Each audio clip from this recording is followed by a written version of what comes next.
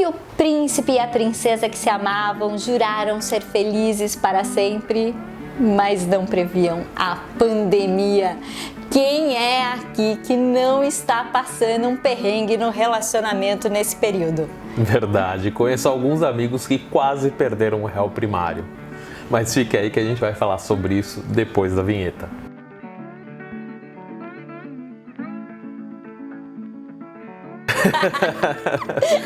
É melhor o marido não assistir.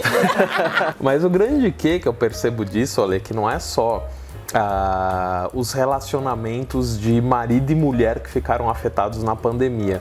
Isso tudo é meio que um reflexo igual casamento e sociedade, né? Porque uma sociedade dentro de um negócio é igual casamento, o convívio ali é muito grande. Você sabe que meu pai, Nando, já falava que existem duas coisas que são pro resto da vida: ex-sócio e ex-mulher, né? Porque mulher deixa de ser mulher, sócio deixa de ser sócio, mas esse vai te infernizar pro resto da vida. Né? Então, mas olha, eu tô no segundo casamento, pra quem não sabe. Eu sou uma excelente ex-esposa. Eu nunca dei um trabalho pro meu ex-marido. Que bom! Comente aqui se é verdade, Marcos. Não, pro Marcos não, pro Fábio. O Fábio. Se eu falasse que eu sou uma excelente esposa, aí já iam ter dois que iam comentar e podiam divergir, né? Então tá bom. Mantém em off, né? Mas sabe o que eu acho, Nando? Acho que por mais que exista parceria nos relacionamentos, o dia a dia faz com que você tenha muitas outras ocupações. Eu lembro muito claro, logo que eu casei com o Marcos, ele virou para mim e falou assim: eu quero ser a sua principal ocupação. E eu falei: amorzinho, você não aguenta uma semana sendo a minha principal ocupação. E de repente todos nós viramos a principal ocupação do outro, né? Você tá lá esbarrando com a pessoa o tempo inteiro, não tem mais aquela coisa de passar o dia sem se ver, né? De esperar a noite, de contar como é que foi o dia, porque tá cada um num canto fazendo a sua Zoom, a sua live, você tá ouvindo os berros do outro, né? Não tem novidade. Exatamente. E dentro de uma sociedade isso já acontecia antes, né? Porque você tá ali 8, 9, 10, 12 horas compartilhando o ambiente de trabalho, compartilhando negócios, o ganha-pão da sua casa também com a mesma pessoa. O Marcos escreveu no início do ano, ele me deu um planner, e esse planner é um planner que eu gosto muito, que você tem que colocar uma frase pro ano. E ele que fez a frase para mim, ele escreveu assim, que o segredo do nosso sucesso é que a gente não desiste nunca. Eu acho que num casamento, essa questão da cumplicidade, né, de um tá lá na hora que o outro não tá bem, de você contar até 10, né, fazer um mindfulness, falar: eu vou aguentar firme, né, e forte, né, quando as coisas não tão boas, é que representa o verdadeiro amor. Eu lembro uma coisa que me marcou, Nando. Eu era pré-adolescente, eu lia a revista Capricho. Assinava Capricho, ficava esperando chegar, né? Nessa época que a revista era uma coisa física, que você esperava chegar em casa, só tinha uma vez na semana, não era no mês a Capricho, ficava lá esperando e vinha a última página da revista Capricho, era sempre uma crônica do Léo Jaime, que eu era fã do Léo Jaime, né? Ele era lindo naquela época, não é nada o que tem hoje. Você põe uma foto do Léo Jaime antes e uma depois, assim, para não acharem que eu sou louca. Ele era lindo. E numa dessas crônicas, ele falou que o verdadeiro amor era quando a gente gostava dos defeitos das pessoas. Porque gostar da qualidade das pessoas é fácil. A gente gosta da qualidade de qualquer um, de qualquer coisa. Mas quando a gente gosta dos defeitos, né, significa que a gente realmente se preocupa, se importa e presta atenção nessa pessoa. E eu era bem moleca quando eu vi isso e me marcou. E olha, que eu arrumo uns moços com bastante defeito, amo os defeitos deles. Eu acredito que isso que seja o grande sucesso das relações, né? E muitas pessoas, acredito eu, que quando iniciaram seus relacionamentos, não tiveram todo esse período de maturação para entender esses grandes desafios e percalços. A minha tia-avó foi uma grande inspiradora, uma pessoa que eu convivo, e ela sempre disse, né, que o amor você cria com o tempo, né? E ela também repetia isso, que você, quando ama uma pessoa, você ama além de. E você não ama por quê, você ama além de.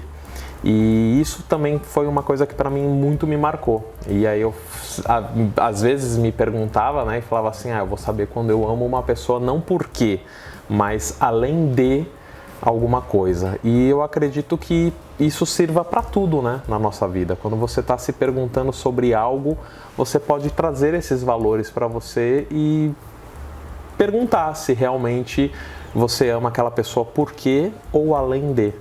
E qual foi a certeza que você amava além de durante a pandemia? Qual foi aquele momento que você falou, putz, eu amo mesmo? Nossa, teve vários, viu? Teve mais além des do que porquês. Teve... Nossa! Boa conjecturação. O além de... A gente é muito parecido, sabe? Então, eu percebo que o além de é quando você meio que se...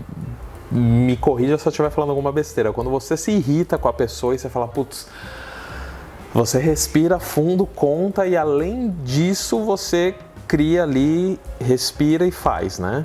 Então, eu percebo que eu não tenho tantos além des. São poucos além des, mas são muito substanciosos. São muito individualistas. Individualistas não, são muito unitários nossos. E eu acho que a pandemia ela reforçou muitas coisas de ideação. As nossas ideias conflitam muito em direção ao mesmo fim. Do que a gente espera a curto prazo, a médio prazo, a longo prazo, de nunca discutir, de nunca brigar. Eu acho que aprendendo, parafraseando Marcos, né, casado há 11 anos e uma pandemia. Isso é o que meu marido fala, gente. Casado há 11 anos e uma pandemia, a gente só discutiu 2 vezes. Então, nunca tivemos problemas. E a gente sempre conversou muito. Então, além do companheirismo, além das risadas, além de muitas coisas legais, a gente curte muitas coisas em conjunto. Então, acho que isso sempre foi e continua sendo o segredo, né, de uma relação bem duradoura e que eu vejo que tem muito horizonte para mais 22 anos e quantas pandemias vierem, sei lá, espero que não. Agora, você sabe, Nando, eu aprendi uma coisa com meu pai, que ele dizia que numa relação pode faltar tudo, menos respeito, né? E eu acho que isso é uma coisa que é fundamental para que o meu relacionamento dê certo, e acho que para qualquer relacionamento dê certo. Assim, tem dias que você não tá bem, tem dias que você quer ficar na sua, tem dias que você quer compartilhar mais, mas se você fizer tudo isso com respeito, né, ao outro, tudo dá certo.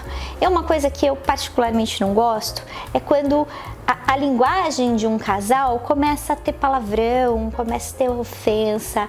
Isso eu acho que é uma coisa que descamba tão rápido, né? Então, sempre que eu vejo um casal que se refere um ao outro, às vezes com uma palavra um pouco mais grosseira, eu falo, tem alguma coisa aí. Não sei o que você acha disso. Eu percebo que os casais que eu vejo que têm futuro são aqueles que geralmente eles têm sempre uma comunicação interna, eles têm um jeito carinhoso de te chamar. Ai, mas fala assim, não. Eu não suporto, porque eu não sou retardada, né? Não fala assim comigo. Não, eles têm um apelido carinhoso entre eles. Qual que é o seu? Aí já é demais.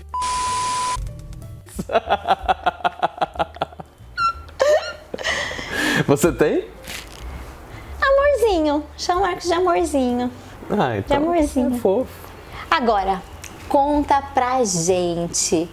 Qual é o segredo para você manter o seu casamento, o seu relacionamento nessa pandemia, para nos ensinar um pouco? E também põe aqui nos comentários o que você fez que descambou geral, para a gente não fazer de jeito nenhum. Aprender com os próprios erros é inteligência, mas aprender com os erros dos outros é sabedoria. Quero saber de você, conta pra gente. Manda aí, compartilha que a gente quer saber. Um forte abraço.